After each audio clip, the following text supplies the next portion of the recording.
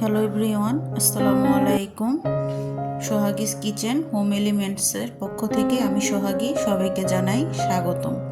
আশা করছি সবাই ভালো আছেন। আল্লাহর অশেষ রহমতে আমিও আমার পরিবার পরিজন নিয়ে ভালো আছি, আলহামদুলিল্লাহ। আজকের ভিডিওটা আমি সকালের নাস্তা দিয়ে কিচেন থেকে শুরু করলাম। সকালের নাস্তার জন্য আজকে আমি আলু ভাজি আর পরোটা সাথে ডিম। আগে আমি আলু ভাজিটা বসিয়ে এখন আমি পরোটার জন্য ডোটা তৈরি করে নিচ্ছি। এই সিজনটা কিন্তু চলছে জ্বর ঠান্ডার, প্রায় সবার ঘরেই এই সমস্যা দেখা যাচ্ছে। আমার বাচ্চারাও অসুস্থ ছিল এবং আমিও নিজেও নানান ব্যস্ততায় ছিলাম, তাই ভিডিও কন্টিনিউ করতে পারিনি। আফরিন ব্লগের আপুকে ধন্যবাদ। আফরিন ব্লগের আপুকে বিশেষভাবে ধন্যবাদ জানাই। আমার এক ভালোবাসার আপু আফরিন ব্লগ থেকে আমাকে স্মরণ করেছেন। তিনি জানতে চেয়েছেন আমি কেন ভিডিও দিচ্ছি না। তাকে অসংখ্য ধন্যবাদ। আপুকে আমার ভালোবাসায় আমাকে ফিরিয়ে আনলো। অনেক অনেক আপুই আগের ভিডিওতে কমেন্ট করেছে, তা সবার নামটা বললাম না। তাই যাই হোক, এই তো আমি ভাজিটা আমার হয়ে গিয়েছে, এখন আমি পরোটাটা তৈরি করে নিচ্ছি।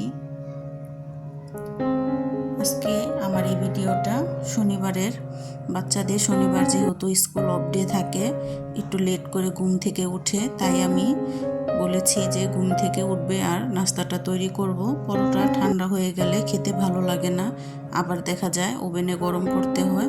তো একেবারে তৈরি করে বাচ্চারা উঠলে নাস্তাটা খেতে দেব। তো একে একে আমি ভাজিটা করে এখন আমি পরোটাটা তৈরি করে নিচ্ছি। অনেক দিন যাবতই আমি প্রায় 10-15 দিন হয়ে গেছে কোনো ভিডিও আপলোড দিইনি বা কোনো ভিডিও ক্যামেরা অন করিনি। দেখা যায় অনেক অনেক আপুদের ভিডিও দেখেছি, আবার শরীরও ভালো লাগেনি, দেখাও হয়নি। তাই ইনশাল্লাহ আজকে থেকে আবার শুরু করব ইনশাল্লাহ। এই তো আমি পরোটাটা তৈরি করে নিলাম। এখন আমি পরোটা ভেজেও নিচ্ছি, আবার পরোটা বেলেও নেব।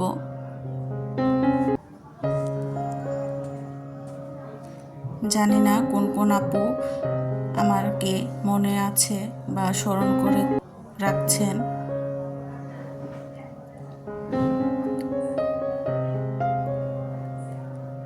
আমি নাস্তাটা তৈরি করে একে একে বাচ্চাদের দিয়ে আসছি খাওয়ার জন্য। আর এই তো আমার নাস্তাটা বানানো হয়ে গিয়েছে। তাই নাস্তার শেষে আমাদের গৃহিণীদের কাজ রুম গোছানোর। তো অফ ক্যামেরায় আমি বিছানার অনেকটা কাজই করে নিয়েছিলাম, তাও আবার এতটুকু ক্লিপ নিয়েছি। এখন আমি সব ফার্নিচারগুলো ঘরের মুছে নেব। বাচ্চারা যেহেতু অসুস্থ ছিল, আমিও একটু অসুস্থ ছিলাম।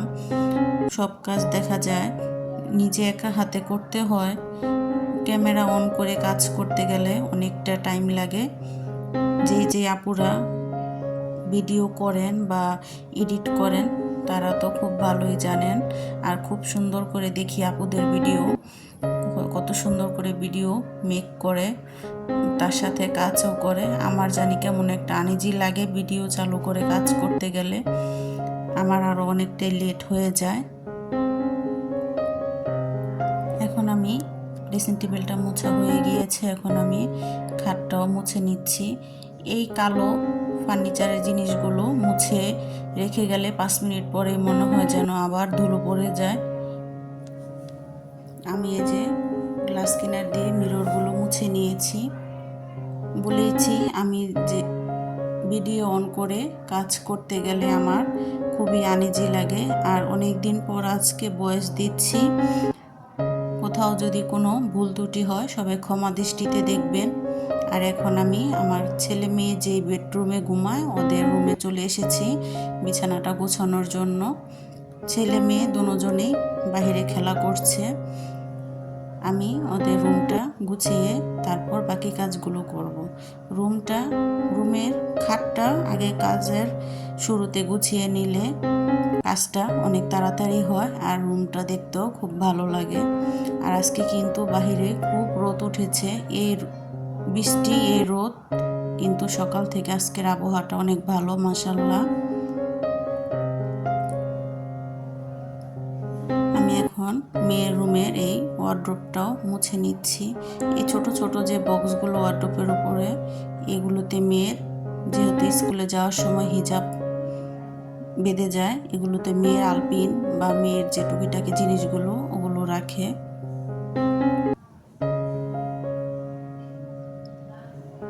এখন আমি মেয়ের রুমের খাটটাও ভালো করে মুছে নিচ্ছি। সোফাটাও আমি একটু ভালো করে ঝেড়ে নিচ্ছি, যেহেতু বাচ্চারা একটু বসে বা টিভি দেখে বসে একটু ভালো থাকে। আমি তো সোফাতে কোনো কভার ব্যবহার করি না, আমার সোফাতে কভার ব্যবহার করলে কেন যেন ভালো লাগে না। আর আমার এই সোফাটা 3 সেটেরই ছিল, এখন 3 সেটটা রেখেছি আর 2 সেট 1 সেট বের করে ফেলেছি বাসা থেকে। তো এখন সোফাটা ঝেড়েছি, যেহেতু টি টেবিলের উপরও ময়লা পড়েছে, আমি এখন টি টেবিলটাও ভালো করে মুছে নিচ্ছি।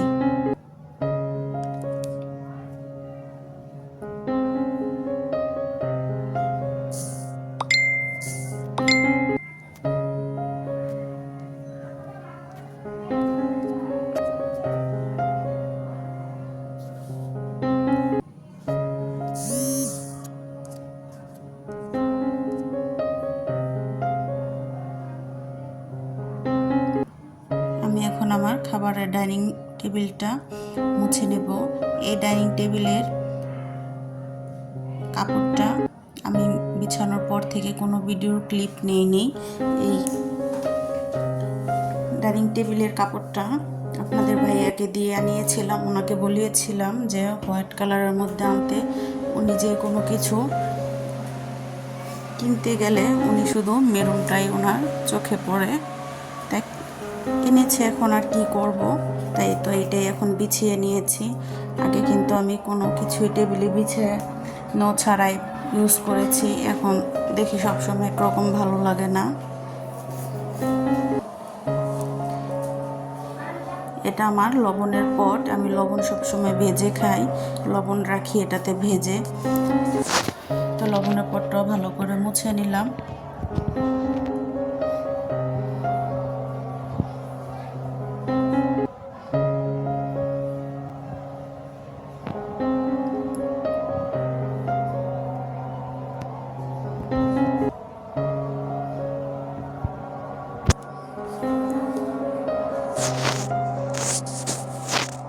আমি কিন্তু অফ ক্যামেরায় এই কর্নারটাও মুছে নিয়েছি। সকালে যে সময় বিছানাগুলো আমি গোছাইনি, ঘুমেছিল সবাই, ওভেনটাও পরিষ্কার করে নিয়েছি। আসলে সংসারে যে জিনিসপাতিগুলো প্রতিদিন ব্যবহার করি বা যেদিকেই তাকাই পরিষ্কার থাকে না কেন, নিজের শরীরটা খারাপ থাকলেও মনটাতে খুব শান্তি কাজ করে। এই ওয়ালমেটগুলো কালকে আমি পরিষ্কার করেছিলাম অফ ক্যামেরায়। এখন আমি বেসিনটা পরিষ্কার করব।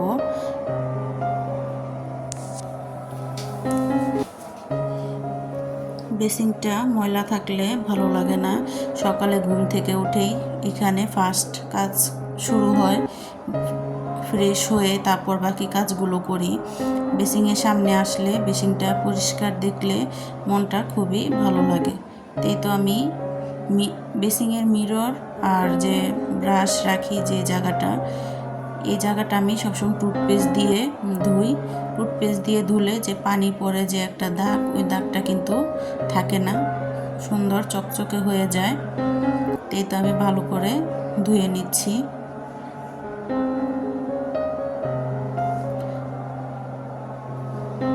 আমার কথা বা কাজ কোনো জায়গায় যদি আপু আপনাদের ভালো লাগে,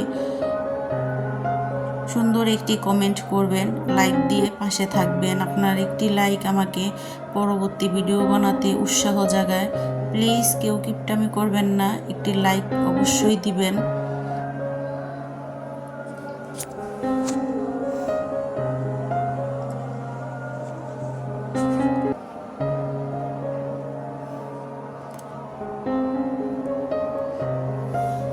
টুথপেস্ট দিয়ে এই গ্লাসটা পরিষ্কার করলে কোনো পানির স্পট থাকে না, খুব সুন্দর দেখা যায়।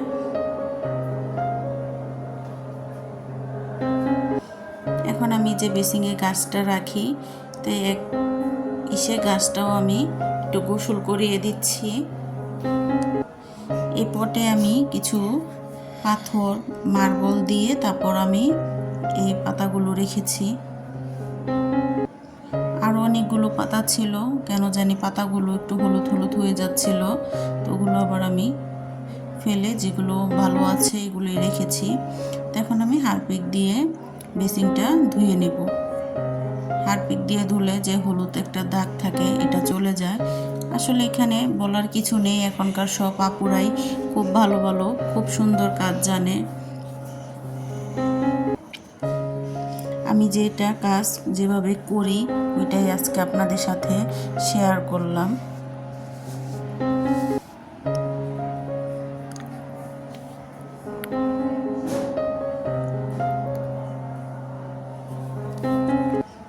এই যে আমার বেসিংটা কিন্তু ধোয়া কমপ্লিট হয়ে গিয়েছে, আর এই যে গ্লাসটা একটু পানি বা কোনো কিছুর কোনো দাগ নেই।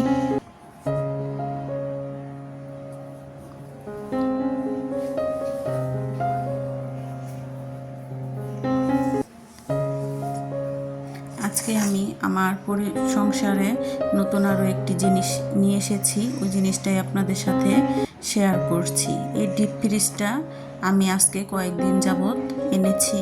আমি যেহেতু কোনো ভিডিওই ছাড়িনি, তাই কিন্তু আমি শেয়ারও করিনি, তাই আজকে এটাও শেয়ার করে দিলাম। ফ্রিজের শোরুমে গিয়েছি, আমার ছেলে ফারহান ও কিন্তু খুবই পছন্দ করেছে এই কালারটা, ওর পছন্দেই কিন্তু এই কালারটা নিয়েছি। ফ্রিজটা ড্রয়িং রুমে রাখার জন্য চেষ্টা করেছি অনেক, কিন্তু ফ্রিজটা ড্রয়িং রুমে রাখতে পারিনি, অনেক হিবিজিবি হয়ে যায়, তাই বাচ্চাদের পড়ার রুমে রেখেছি। কোনো একটা জিনিস নিয়ে আসলে এটা মাথায় ঘুরপাক করে, কোন জায়গা থেকে কোন জায়গায় রাখবো, কোন জায়গায় বসাবো, অনেকবারই চেঞ্জ করি। কিন্তু ফ্রিজটা প্রথম শোরুম থেকে নিয়ে এসে এখানেই বসিয়েছিলাম, এত কিছুর পর আবার ঠিক জায়গাতেই ফ্রিজটা এসেছে। অনেক কষ্ট করেছি, কোনো লাভ হয়নি। তো এই যে ব্যাংকটা আমার ছেলে আর মেয়ে দুইজনে এটাতে টাকা জমায়, ওদের ভাই বোনদের খুব আন্ডারস্ট্যান্ডিং ভালো, কে কত রাখে আবার হিসাব করে রাখে, খুবই ভালো লাগে ভাই বোনের এই খুনসুটি দেখতে। আর মেয়ে যে খুব সুন্দর করে এখানে ওর পড়ার টেবিলে লিখে রেখেছে কোন সাবজেক্ট পড়বে, তা আবার একটু ভিডিও ধারণ করে নিলাম। আর এই যে মেয়ের বুকশেলটা আমি মুছে নিচ্ছি। এখন আমি এটাতেই বইগুলো সব গুছিয়ে রাখি, তাই বুকশেল বললাম। এই র্যাকটা আমি মেয়ের বই খাতা রাখার জন্যই নিয়েছি, অনেক বই, পরবর্তীতে দেখা যায় একটা বুকশেল আনবো।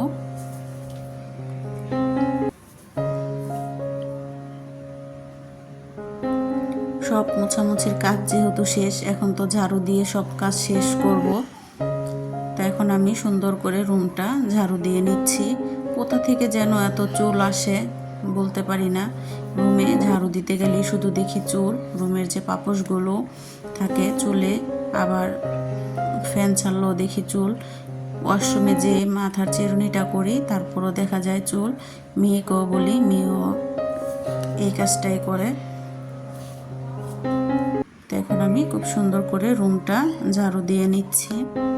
আজকের এতদিন পর আপনাদের সাথে আমার ভিডিওটি শেয়ার করেছি, খুব লং ভিডিও হয়ে গিয়েছে, তাও সবাই ভালো থাকবেন, সুস্থ থাকবেন, সবাই আমার পরিবারের জন্য দোয়া করবেন।